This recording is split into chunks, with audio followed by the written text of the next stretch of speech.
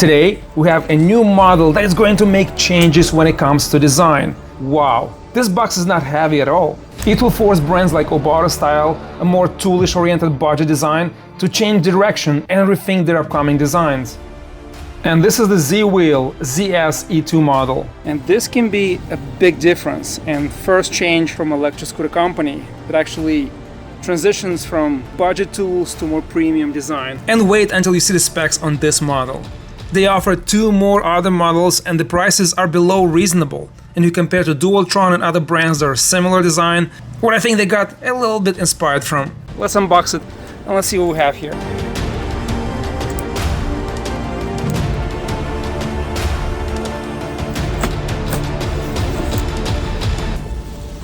And this is what you get, and this is how it looks inside. It looks like there was an impact here. It doesn't look damaged here. Big light in the front, 2 charging ports right there, and we have spring-loaded covers. Love that. Big screen, very robust, very thick stem. Lights on the side, different mechanism. This is your scooter. Oh, so this is wrapped. So let's remove it. I see slick tires, racing tires.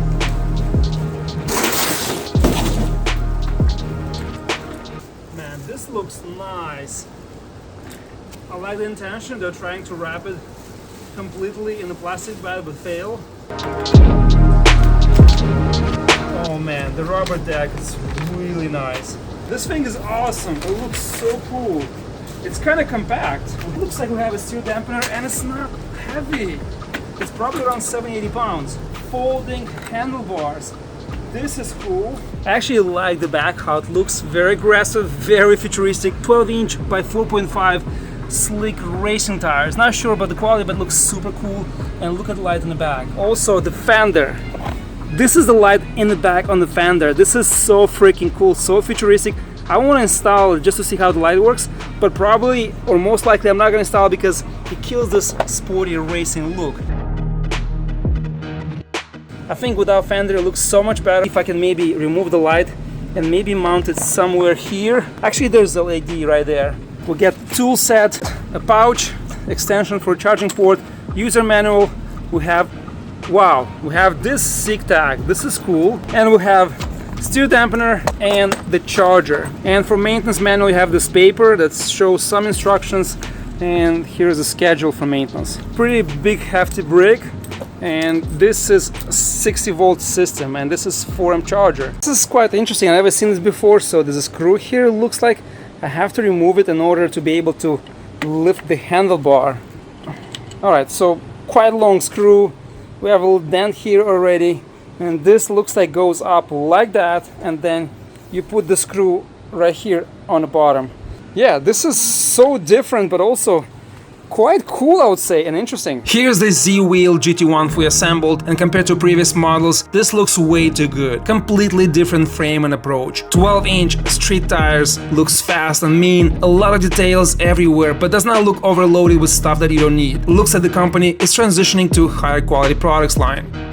This new model, it's advertised at 72 miles an hour top speed, and it's only 60-volt system, so I'm pretty sure it's not going to reach that speed, but the specs and how it's presented on the website, it's quite impressive. If you look at the lights, the stem, and it's not completely dark, but these lights are bright and visible. Also body design for the LEDs all around the rear light. It looks sick. I like this sticking out like gray par. How it looks here with the LEDs in the front. And if you engage the turning signals, look at that. So freaking bright. And this sticks out. You have a little bit of extrusion here that goes out so you can see, look, from the front. Very well executed. This thing looks rad. Like, there's so many new things they implemented. It is actually really cool. And the specs, to be honest, they're too good to be true. For $15.99, you get here 6,000 watts dual system. And these are the motors. You can punch those numbers and check online. 3,000 watts in the front, 3,000 watts in the back. And here you can see the motor better. We have here 60 volts, 30-amp hour battery. Very sticky, very grippy. Good hardware. Brakes are diagonally positioned. The rear on the left, the front on the right. 12-inch tires, and these are slick tubeless.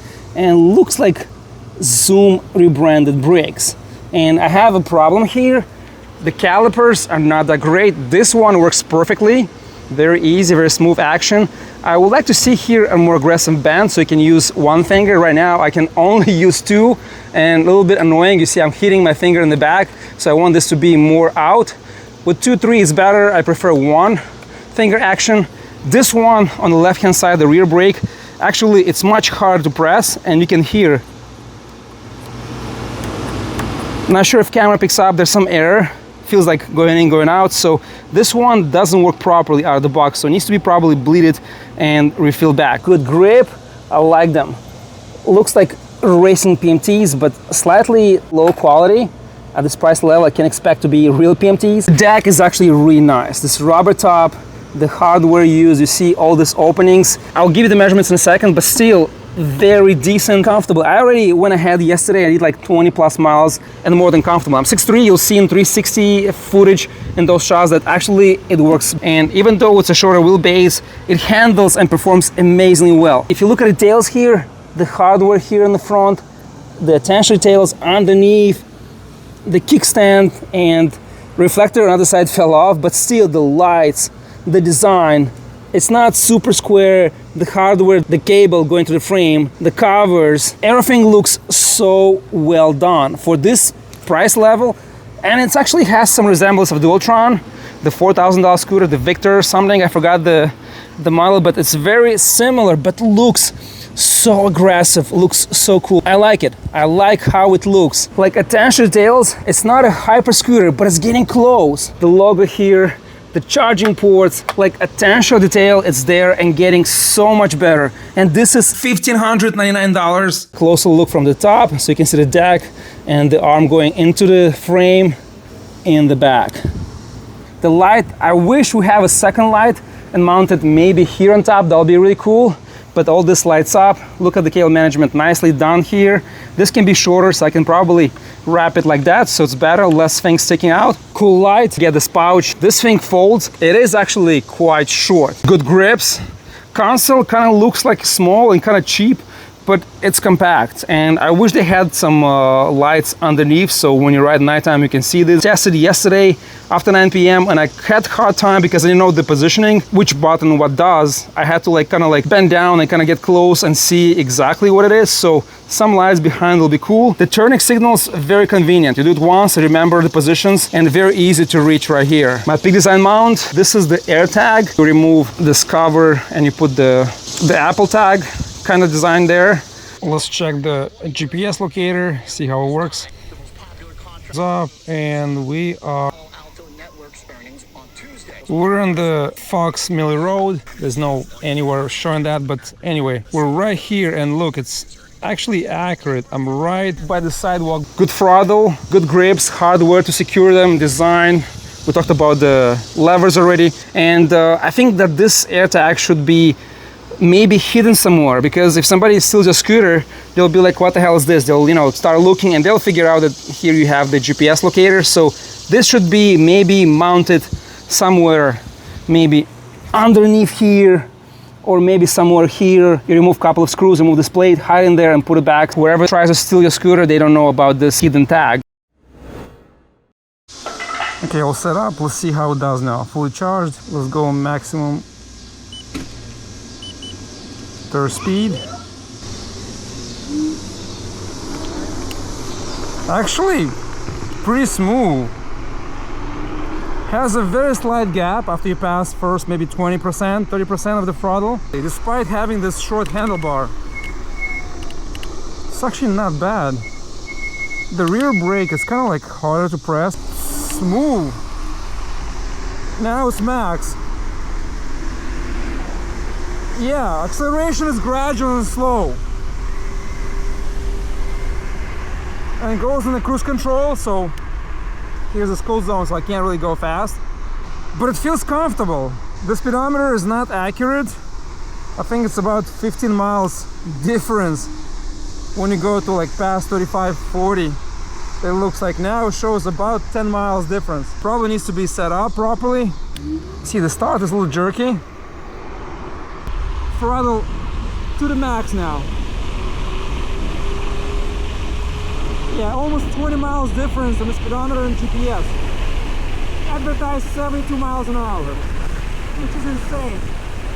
I don't think this is possible with 60 volts unless it's custom motors and custom controllers. Now I'm going all the way down. It looks like 43 maximum speed. I'm in 45. Come on, I'm all the way down. Yeah, it looks like 43 maximum speed on GPS.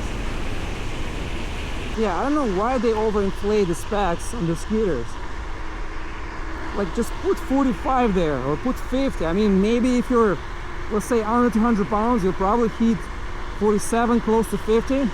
I'm 225 pounds now with the gear, maybe 235. I mean, I'm not saying 43 is not enough. It's more than plenty. And for this price level, I think 45 will be a more expected top speed. Hopefully the company sees this video and they do the adjustments, so you get that power output. But 45 to 50 I think will be perfect. And I think you can get it with a 175, 200 pound rider. And the scooter actually rides very nice. The handlebars are a little bit short for me. It needs to be at least 1.5 inches, 2 inches taller. But still, I rode for almost like 3 days and I got used to it. It's not bad.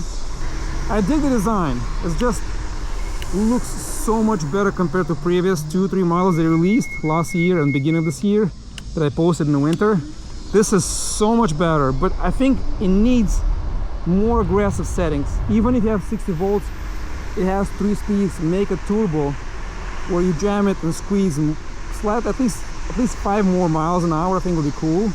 For somebody who wants a compact, lighter 12-inch, bigger tires have more comfort going over the, potholes and cracks and, the clearance that will allow you to go off-road, but you have to change the tires.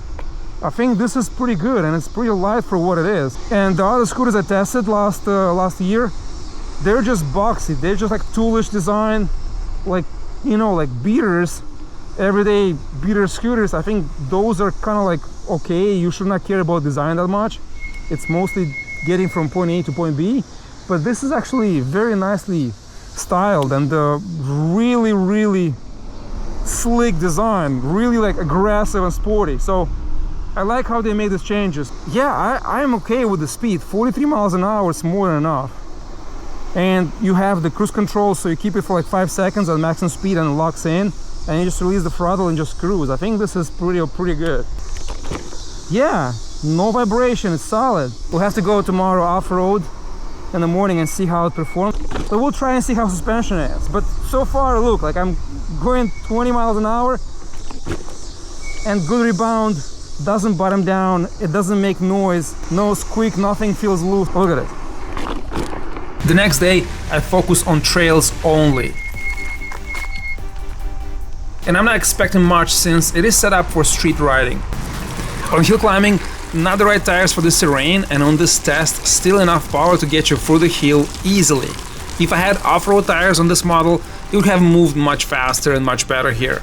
Acceleration on this terrain is not wild, but still is decently good. Suspension, cartridge type, still works acceptable. Clearance, not an issue here, plenty to clear even over worst off-roading conditions. I like that the scooter stays leveled and parallel to ground even when I push it to the max. The teverun and gspace tails sink on the back by at least 1 inch, if not more, in teverun case. This is the same exact trail where I tested DAYTONA and 7660. The tires slide here, not much grip, it feels awkward, but it's still manageable. I cannot go fast here. If I increase the speed, the rear shock will bottom, and it's not pleasant, it's not going to be comfortable, but I can pull here 30 miles an hour comfortably, and the handling is not that bad. If you swap for some off-road hybrid tires, this scooter will do so much better. Enough travel on the front and back shock, and if you slow down, the shock rebounds decently. On high speeds, it will bottom down, will feel soft and a bit uncomfortable. On slower speeds and more controlled riding, it is okay. Overall, considering it's a street setup, I should not be testing in these conditions, but if you need to cover a few miles off-road section going home or going to your office, you'll manage and you'll get through. These wheels are not really good here. They slide and don't grip well, but still. And this scooter is not designed for off-roading, but it still does okay. Now, the brakes, the calipers are okay. The biggest concern for me is the levers. So if you have smaller hands, this lever is going to be perfect for you. In my case, I have large hands, so like I like to have a bend, and also this lever needs to be set up. It's not properly set up. This one performs as it should. So I think if you just put not levers here, or even zoom levers, the better quality, the high-end quality, I think this is going to be a big difference. Another thing which I want to change here, it shows voltage, 63.5 voltage now, and it shows 4 lines. Maybe include, or I don't know if there's an option here. If I press M, let's see, distance, miles.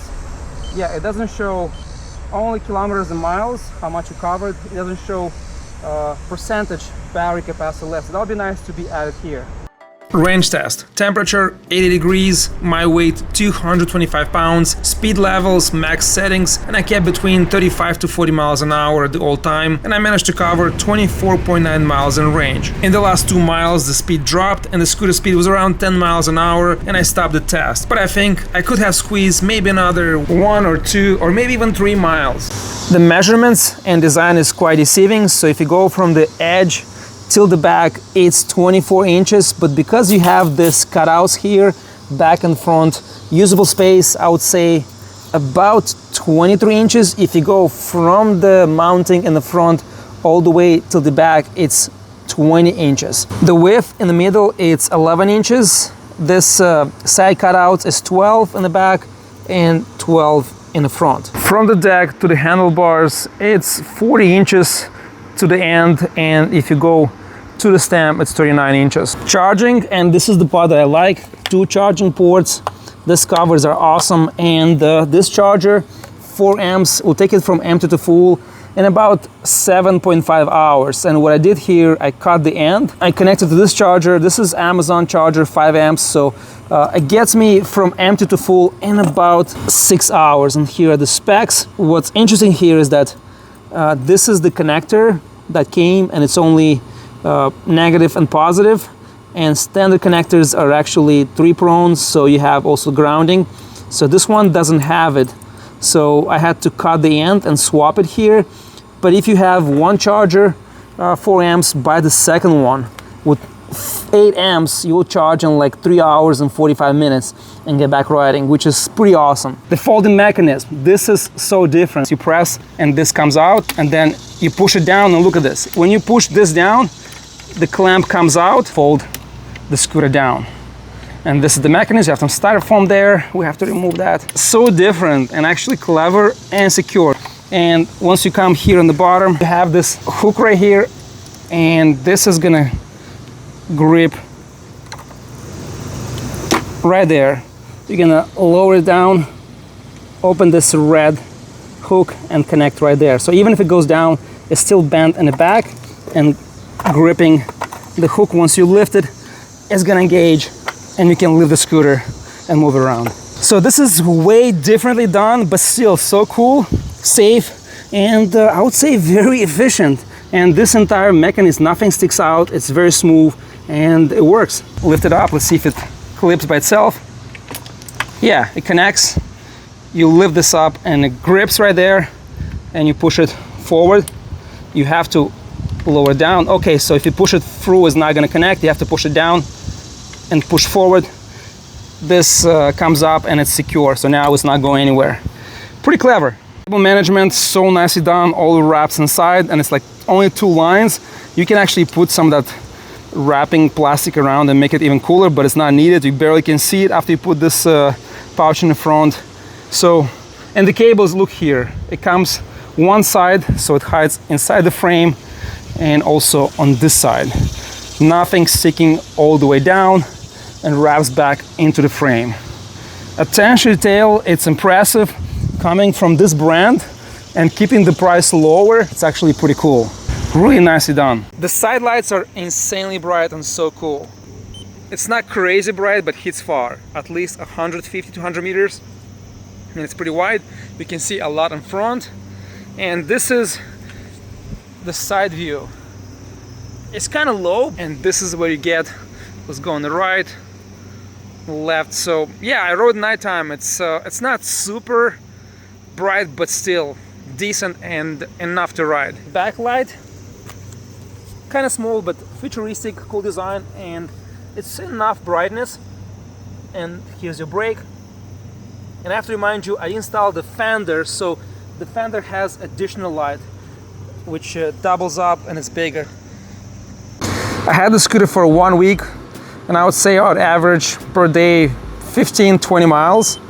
And for what it is, I think it's great because it's compact. If you need something that's lighter, more compact, so you can fit in your car, or maybe take it on a train on a bus that has slightly more performance and it's under 100 pounds, I think this fits the bill. Yeah, I think it's actually great for the price. The only few things I'll change, which I mentioned throughout the video, I'll put here better levers and at least fix this one. I think if it's fixed, I won't complain so much, but I think if you throw some magras here or some nut levers, I think it will be perfect. It's at least 1 inch shorter for me, but I got used to it, so I think you can actually take this apart and maybe put different handlebars that actually stick out higher and compensate for 1 or 2 inches. Or if you want a straight bar, so let's say if you're shorter, to make it lower, I think you can take this apart and play with this. And third gear, it has actually less torque than second gear. And second gear, it's more aggressive, spins the tires, and has much smoother. There's no gap on the throttle in the second gear. First gear, it's eco-slow, nobody rides in first gear, but second, it's perfect. Up to like, I think, 35 miles, 37 miles an hour, has good torque, it spins the tires, acceleration much faster. So if they can set up the third speed the same as second, will be perfect. But third speed right now, there's a small gap, like when you start, like you press and 20-25% is good, and then there's a little gap and then picks up after, and acceleration is slower. I did the design, I like the form factor, I like these tires, they grip well, the 12-inch height and clearance, and how it looks and how it performs in second gear. I think it's for commuting, it's perfect. And for this price level, components are actually pretty good, like grips and everything else, it's decent. So I think it's a good option. It's a good option, and I think this company, usually the Black Friday is coming, and on holidays they drop the price, they have sales, so it's a really good deal. After 1 week of riding, I would definitely recommend. Nothing failed. The company is very responsive. They've been on the market for a little bit over 1 year, since I know, maybe longer, and very responsive, and the products actually last and perform as they should. So definitely recommend this. All the links will be down below in the description box. Check them out. Thanks for watching, and I'll see you in the next one.